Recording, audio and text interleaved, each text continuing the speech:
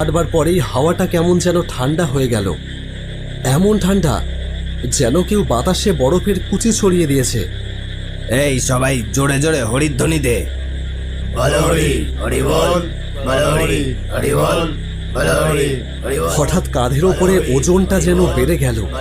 এত ভারী লাগছে যেন মৃতদেহ নয়, পাথর বয়ে নিয়ে চলেছি আমরা। কি ব্যাপার, হঠাৎ বডিটা এত ভারী হয়ে উঠলো কি করে? হ্যাঁ, আমারও তো খুব ভারী ভারী লাগছে রে। উফ, আমি যেন আর উঁচু করতে পারছি না। ঠিক তখনই আমাদের কাঁধের ওপর থেকে খুক খুক করে হাসির শব্দ এলো। আমরা সবাই একসঙ্গে দাঁড়িয়ে পড়লাম। গাবু প্রায় কাঁদো কাঁদো স্বরে বলল, আমি বাড়ি যাব, আমি বাড়ি যাব। নিতাই কাকা সাহস করে কাপড়ের দিকে তাকালো। আরে কই, কিছু নেই তো, সব তো ঠিকই আছে। নরেন যেমন ছিল তেমনই তো আছে।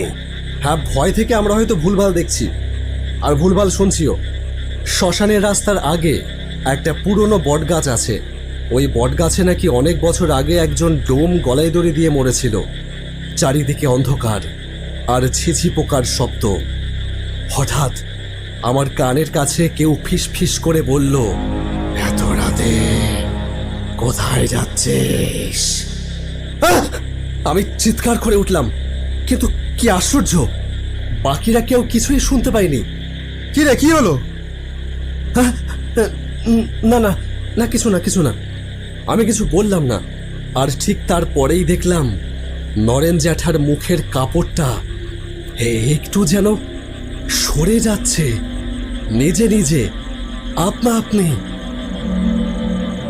তারপর আমি স্পষ্ট দেখতে পেলাম নরেন জ্যাঠার চোখ দুটো খোলা, একদম বড় বড় করে সে তাকিয়ে আছে।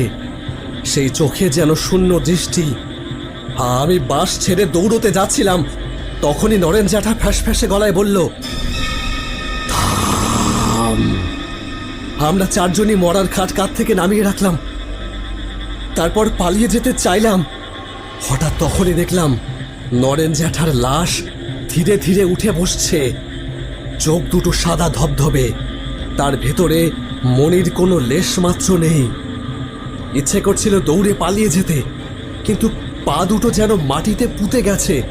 শত চেষ্টা করেও এক পাও আর এগোতে পারলাম না। দাঁড়িয়ে দাঁড়িয়ে ঠক ঠক করে কাঁপতে লাগলাম ভয়ে। তোরা সবাই ভয় পাচ্ছিস, অথচ জীবনে যা পাপ করেছি তার শাস্তি আমি পেয়েছি। আমরা কেউ